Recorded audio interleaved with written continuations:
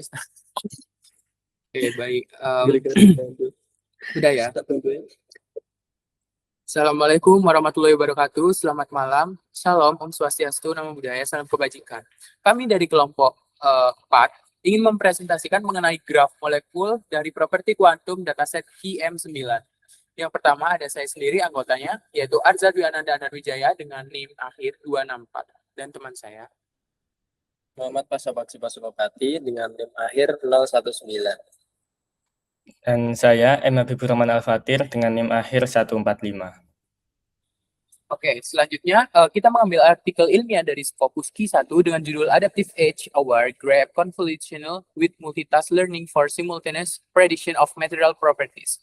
Yang dimana jurnal ini diambil dari komputasi material dari indeks Scopus yang diterbitkan pada tahun 2026. Oke, next. Ada konsep dasar di sini yaitu menggunakan visualisasi graf yang dimana eksplorasinya menggunakan properti kuantum pada dataset QM9 dengan struktur data utama yaitu graf yang mana direpresentasikan sebagai graf karena hubungannya antar molekul dengan molekul lainnya sangat menggambarkan sekali. Next. Oke, komponen graf di sini yaitu ada node yang diabaikan impuls sebagai contoh yaitu ada karbon, hidrogen, oksigen. Sisi penghubung antar nodes yaitu ikatan kimia representasi hubungan antar atom dalam struktur. Visualisasi node dan edge yang dimana di sini ada hidrogen dan yang C itu siap struktur material semisal ada propana yaitu C-nya 3 dan hanya 8 diubah menjadi satu graf utuh. Nah, ini digambarkan sebagai visualisasi nodes dan edge untuk struktur data dan algoritma. Dataset yang sudah terbilang dari judul tadi kita ambil dari QM9. Oke, next.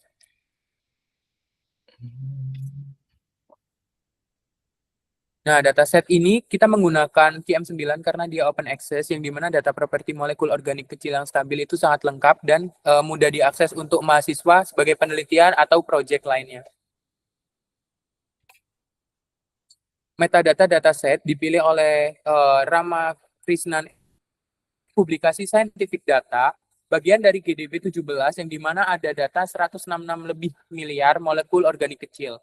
Molekul dengan maks 9 atom berat seperti C, N, O, dan F, dan lain-lain. Properti kuantum dihitung dengan metode DFT. Yang dimana nanti akan ada perhitungan jumlah atom, koordinat, dan frekuensi vibrasi maupun smiles in CHL kode buat merepresentasikan visualisasi graf pada dataset QM9.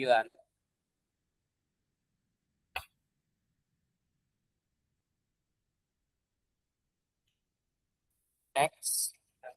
Oke, struktur data molekul mentah, data yang dibaca langsung dari file XYZ yang belum diproses, adanya struktur data yang seperti tertera pada slide PPT berikut, ada mol raw yang dimana ID buat mengklasifikasikan ID molekul atau atom yang akan dipanggil, yang visualisasi pada graf.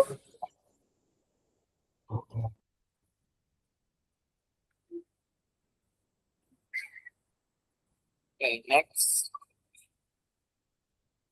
Nah, namun ada masalah yaitu dataset QM9 itu menyediakan hanya koordinat 3D atom, tetapi tidak menyertakan informasi ikatan atau edge, yang dimana kita akan mendapatkan rumusan masalah yaitu bingung dengan visualisasi graf antar atom, yang dimana untuk penelitian itu sangat abstrak buat agar tahu bagaimana visualisasinya itu seperti kita akan tahu bagaimana membangun graf dari data spasial, terus bagaimana mencari satu molekul di antara 134.000 file dengan cepat, lalu ada bagaimana menyimpan dan menampilkan graf secara efisien dan cepat.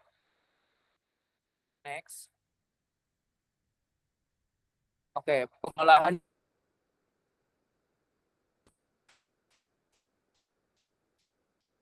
untuk pipeline pengolahan graf, kita ada yang pertama itu membangun indeks, yang dimana sekali di setup index builder.py yang filenya sudah ada di GitHub, sudah di-push oleh anggota kelompok, yang dimana ini akan scan 134.000 data lebih yang berupa indeks atau JSON.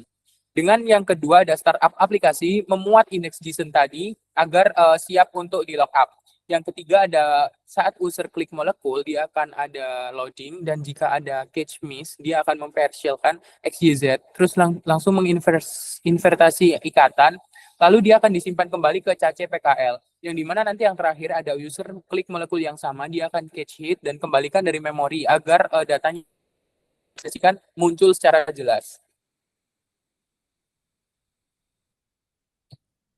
Ini slide berapa? Oke. Konversi koordinat jarak Euclid. Nah, dataset QM9 menyediakan koordinat 3D tiap atom yang dimana ada X, Y, dan Z untuk menentukan apakah dua atom berikatan. Kita menghitung jarak Euclidean antara keduanya, di mana dirumuskan DIJ sama dengan akar XI min XJ kuadrat plus YI min YJ kuadrat dengan plus ZI min ZJ kuadrat. Struktur data ini dikoordinatkan disimpan dalam array 6P berukuran N kali 3 untuk efisiensi komputasi agar lebih cepat proses pengolahan data. Implementasinya jarak dihitung menggunakan NP-Lineal-G norm, yaitu pengukuran panjang yang dimana ordenya itu orde I dikurangi orde J, makanya di rumus dituliskan X, Y, Z itu yang I dikurangi dengan J lalu dikuadratkan dan diakar, dan itu merupakan rumus dari Euclid norm. Ada cakupan. Nah, cakupan ini dilakukan untuk setiap pasangan atom sebagai dasar inferensi ikatan. Untuk selanjutnya saya serahkan kepada Habibur Rahman Al-Fatih. Selanjutnya ada inferensi ikatan atau edge. Jadi dua atom yang ada dalam molekul itu dianggap berikatan jika jaraknya kurang dari jumlah jari-jari kovalen dan juga toleransi. Rumusnya sudah tertera di PPT. Nanti algoritmanya menggunakan Purewitz check segitiga atas, yaitu I kurang dari J, di mana memeriksa semua pasangan atom unik dan juga hindari duplikasi. Untuk implementasinya menggunakan hashmap, lookup-nya nanti akan menghasilkan notasi big O, O1. Selanjutnya menggunakan vectorized NumPy untuk menghitung jarak dan juga kompleksitasnya, waktunya adalah notasi big O, N kuadrat, dan juga ruang notasi big O, E. Menggunakan delta 0,45 sebagai toleransi variansi data. Pada dataset QM9 di mana N atau atom itu kurang dari sama dengan 29 atom, maka eksekusinya kurang dari 1 milidetik. Untuk representasi graf, kami menggunakan adjacency list, di mana aslinya di Python ini ada dua metode untuk merepresentasikan graf, yaitu adjacency matrix dan juga adjacency list. Di situ ada perbandingannya. Kami memilih adjacency list karena cocok untuk graph sparse, di mana degree-nya itu sekitar 2. Karena network X juga secara internal menggunakan adjacency list untuk efisiensi traversal. Seperti itu. Untuk merepresentasikan graf yang aslinya tadi 3D ke 2 dimensi itu menggunakan algoritma yang pertama ada Kamada Kawai. Kamada Kawai ini adalah nama seseorang, yaitu Kamada dan juga Kawai, rumusnya seperti itu. Konsepnya menggunakan konsep sistem pegas, di mana memodelkan graf sebagai sistem fisik, yaitu yang pertama panjang ideal, LIJ sebanding dengan jarak terpendek antar node.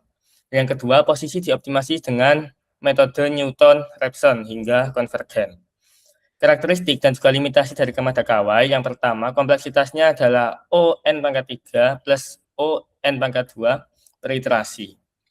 Hasil tata letak bisa sangat terstruktur, namun tidak bisa menangani graf tidak terhubung secara default.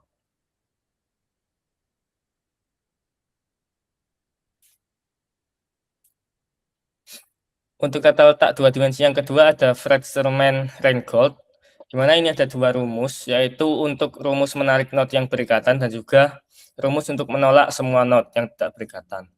Mekanismenya itu mensimulasikan gaya tarik dan gaya tolak secara berulang, dan juga posisi diperbarui setiap iterasi dengan sistem cooldown untuk stabilitas. Karakteristik dari algoritma ini, yang pertama kompleksitasnya adalah O, big O notation, iteration dikali N kuadrat. Kelebihannya, algoritma ini itu bisa menangani graf tidak terhubung secara efektif dan juga digunakan sebagai fallback utama sistem pada proyek kami kali ini. Jadi gambaran kasarnya seperti ini.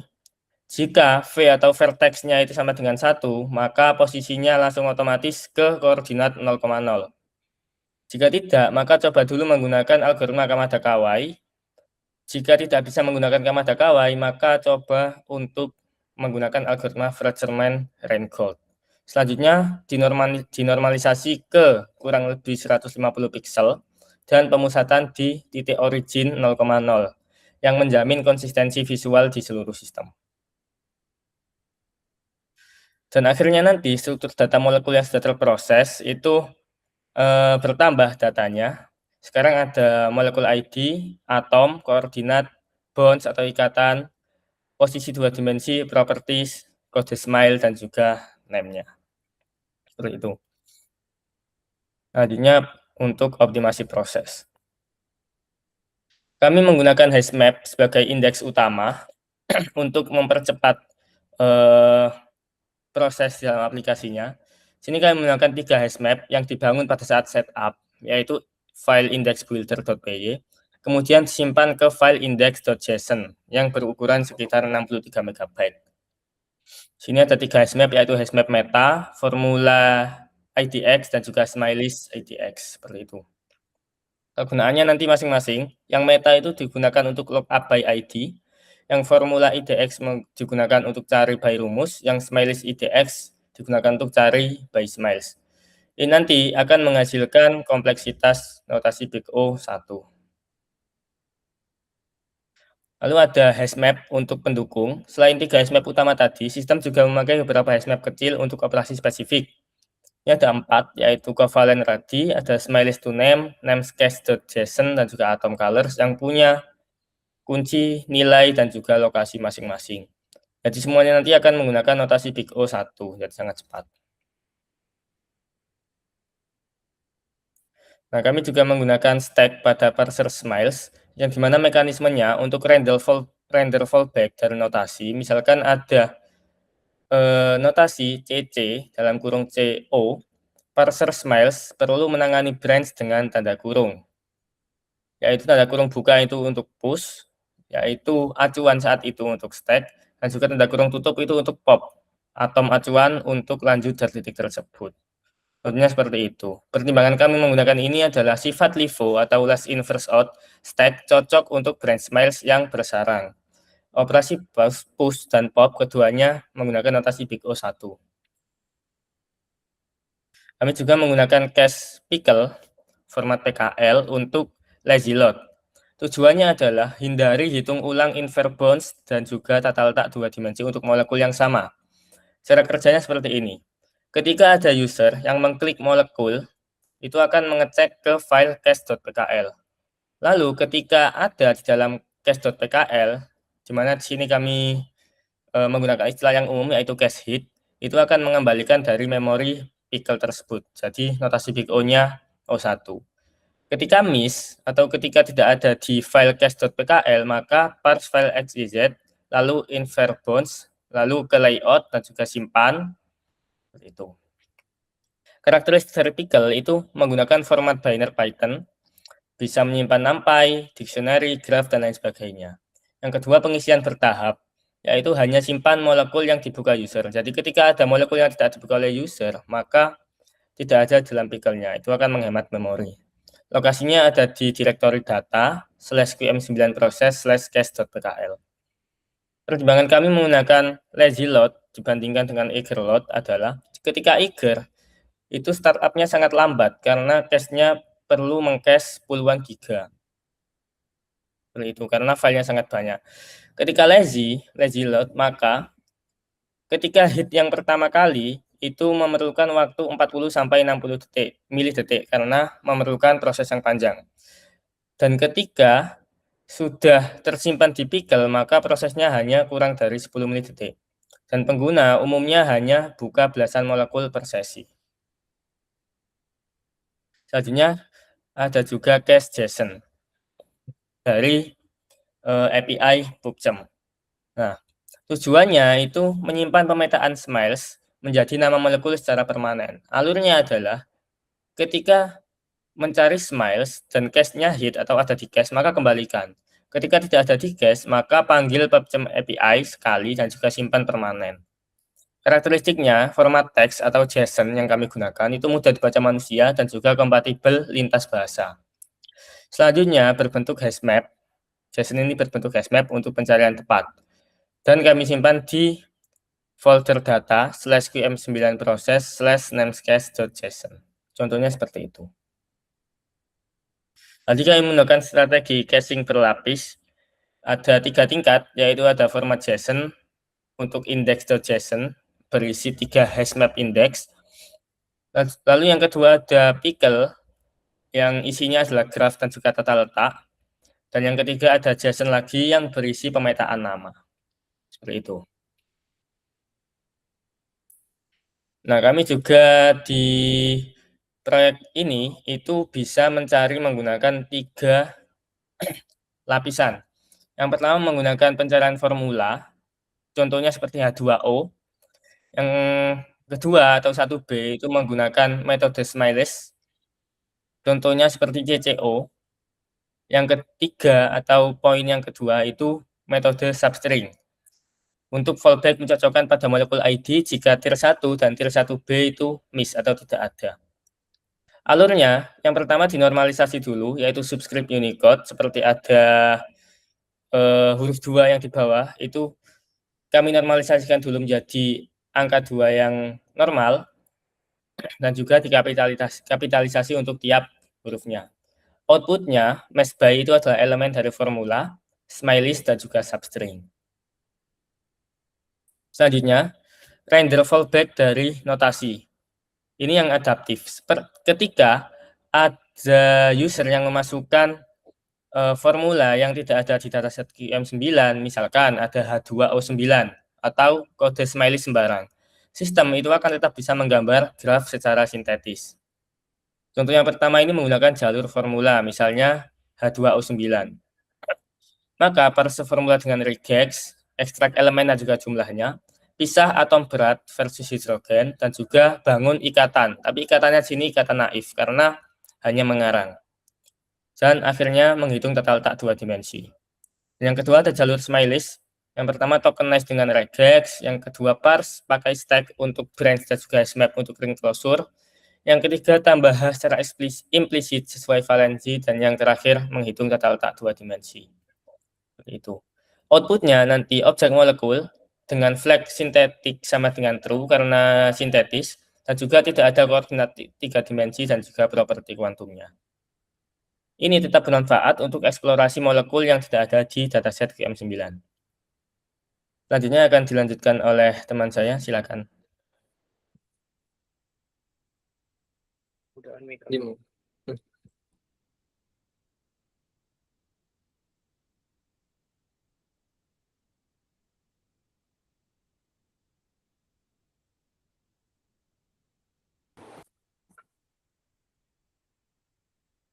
Baik, untuk selanjutnya yaitu operasi query dan juga kompleksitas. Untuk di sini, slide ini menjelaskan bagaimana analisis efisiensi komputasi untuk setiap interaksi data pada sistem manajemen molekul, di mana sebagian besar operasi interaksi berjalan dalam waktu konstan yaitu O1. Nah, di dalam slide ini itu terdapat beberapa contoh operasi. Yang pertama yaitu daftar molekul atau paginasi, di mana struktur datanya yaitu array, dan untuk kompleksitasnya yaitu adalah O-limit. Nah, kenapa O-limit? Kita ambil misalnya dataset QM9 yaitu berisi tentang 133.000 molekul, tetapi pada halaman web kalian hanya menampilkan 20 molekul per halaman. Maka ketika user membuka halaman pertama, sistem hanya mengambil dan mengirim 20 data, bukan 133.000 data tersebut. Karena jumlah data yang diproses mengikuti nilai limit, kompleksitasnya ditulis dengan O-limit. Lalu selanjutnya yaitu operasi untuk mencari by ID, yaitu struktur datanya berupa hashmap. Untuk kompleksitasnya yaitu adalah O1. Nah, O1 ini dipresentasikan dalam bahasa Indonesia biasa cukup dibilang sebagai kompleksitas O1, di mana contoh dari presentasinya sendiri yaitu pencarian berdasarkan ID menggunakan hashmap sehingga kompleksitasnya O1 atau waktu konstan. Lalu untuk selanjutnya yaitu operasi cari by formula. Untuk struktur datanya yaitu hashmap, formula, underscore IDX. Untuk kompleksitasnya yaitu sama, yaitu adalah O1. Lalu untuk operasi selanjutnya yaitu cari by smiles. Untuk struktur datanya sendiri yaitu hashmap, smiles, underscore IDX. Untuk kompleksitasnya tetap sama yaitu menggunakan O1. Untuk selanjutnya yaitu cari by substring. Untuk struktur datanya yaitu berupa pencarian linear, di mana kompleksitasnya yaitu adalah ON. Lalu selanjutnya adalah buka detail, change head. Untuk struktur datanya yaitu hashmap, change.pkl. Nah, untuk kompleksitasnya yaitu O1. Untuk selanjutnya yaitu buka detail, change mesh, yaitu untuk struktur datanya sendiri adalah parse, plus invert, dan plus layout. Untuk kompleksitasnya yaitu ON pangkat 2 ditambah ON pangkat 3.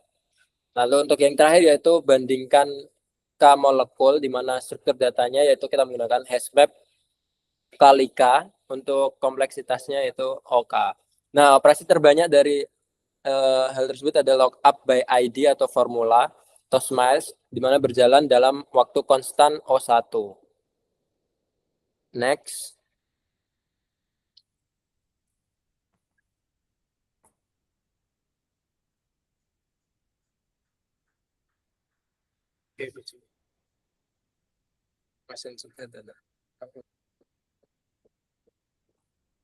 Untuk selanjutnya yaitu setup project, yaitu hasil setup dan indexing.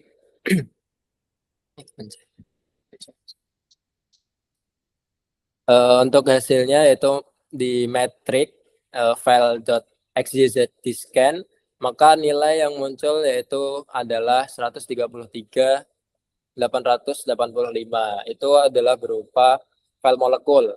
Lalu untuk selanjutnya itu ukuran index.json, untuk nilainya sendiri yaitu sekitar 63 MB. Untuk selanjutnya yaitu waktu setup total, untuk nilainya sendiri kurang lebih di 41 detik. Untuk selanjutnya adalah entry meta, di mana nilainya sendiri adalah 133.885, sama seperti dari file XYZ yang di scan tadi. Untuk selanjutnya entry formula underscore IDX-nya sendiri itu sekitar 6.000. Dan untuk yang terakhir adalah entry smiles underscore IDX, yaitu bernilai 133.885 seperti dengan file XYZ dan juga entry meta yang telah disampaikan. Next.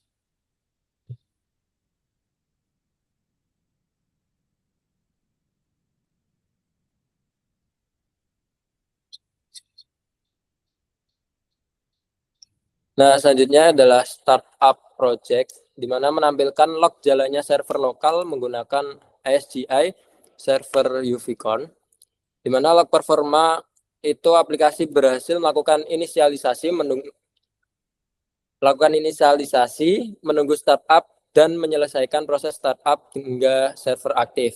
Lalu keterangan portnya, server dijalankan di perintah backend, di mana port dapat ditentukan secara bebas, di mana port 8005 dipilih karena port standar 8000 sedang digunakan oleh proses pengembangan proyek yang lain. Lalu next.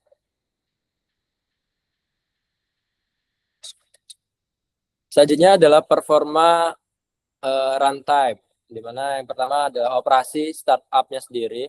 Ya, targetnya yaitu kurang dari 1 detik.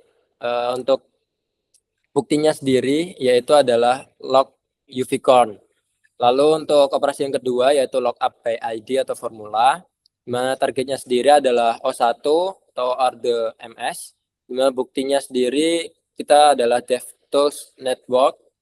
Untuk operasi yang ketiga yaitu buka detail molekul, di mana targetnya adalah 40 hingga 60 MS. Untuk buktinya sendiri yaitu adalah DevTools Network. Lalu untuk yang operasi keempat yaitu buka detail molekul, untuk targetnya sendiri kita kurang dari 10 ms. Untuk buktinya sendiri sama yaitu DevTools Network. Lalu untuk operasi yang terakhir yaitu render fallback dari notasi di mana targetnya adalah 30 hingga 100 ms di mana buktinya sama yaitu DevTools Network.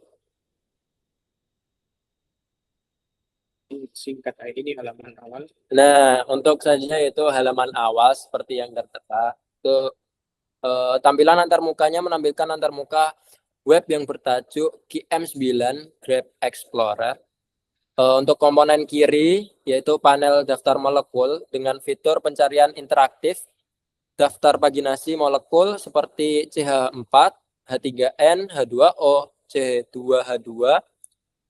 Lalu untuk tombol berikutnya serta tombol render dari notasi. Nah, untuk komponen sebelah kanan yaitu area visualisasi utama yang menampilkan instruksi awal, yaitu pilih molekul dari daftar untuk melihat graf dan juga propertinya. Next. Nah, untuk selanjutnya yaitu visualisasi molekul. Untuk saat ini adalah demonstrasi UI-nya. Untuk visualisasi aktifnya menampilkan visualisasi interaktif dari molekul propan 21 seperti yang tertera dengan formula C3H6O dan struktur SMILES dari yang tertera juga. Untuk fitur interaksi graf yaitu panel graf 2 dimensi yang mendukung interaksi scroll untuk zoom dan juga drag untuk geser.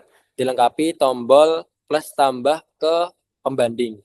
Lalu untuk panel properti kuantum untuk menampilkan metrik konstanta rotasi ABC, dipole moment, polarizability, nilai energi orbital yaitu HOMO, LUMO, dan HOMO-LUMO gap. Next. Oke, baik. Di pencarian tier 2 ada daftar molekul yang dimana sesuai ID-nya saat dicari ada 10 hasil yang dimana match-nya itu sesuai substring. Oke, next. Render fallback. Di sini nanti akan ada visualisasi dari node dan graf.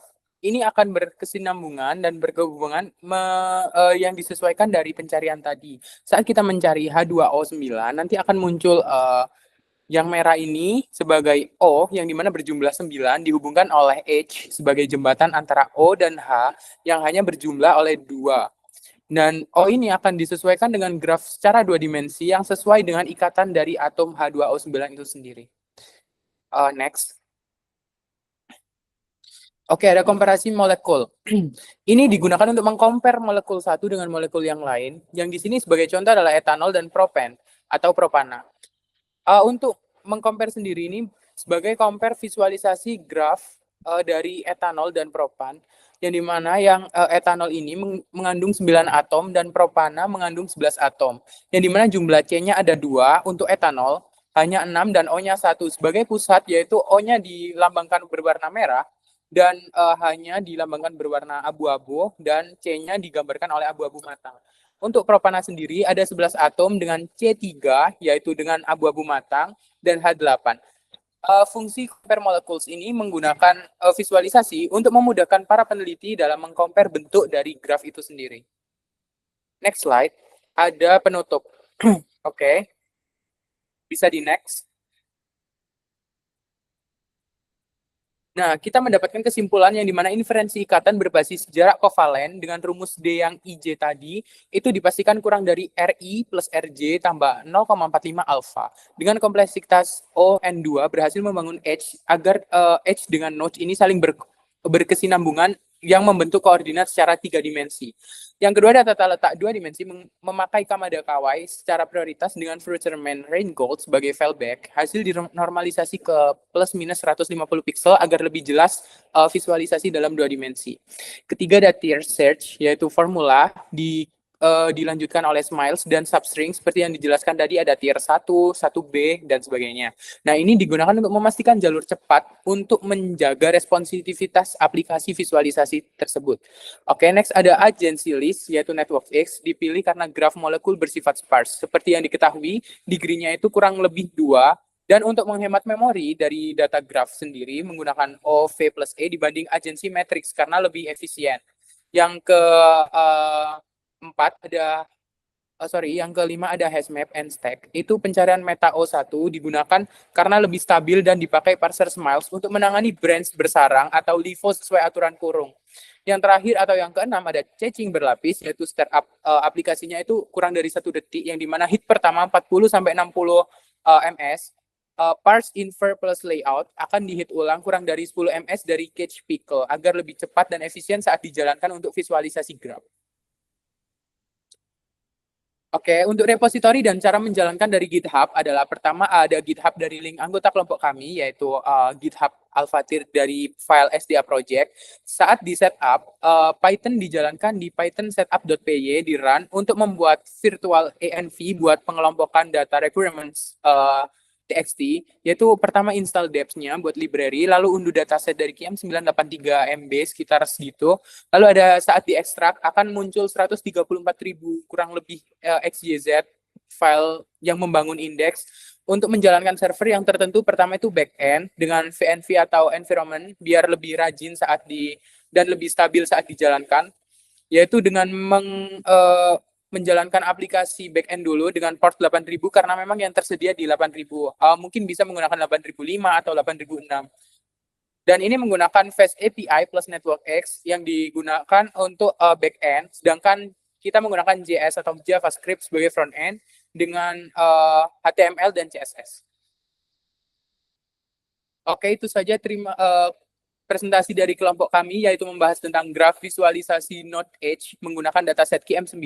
Dari kelompok 4 cukup itu yang bisa kami sampaikan. Mungkin terima kasih dan mohon maaf atas ada kesalahan kata maupun perucapan yang kurang mengenakan dari kami. Wassalamualaikum warahmatullahi wabarakatuh.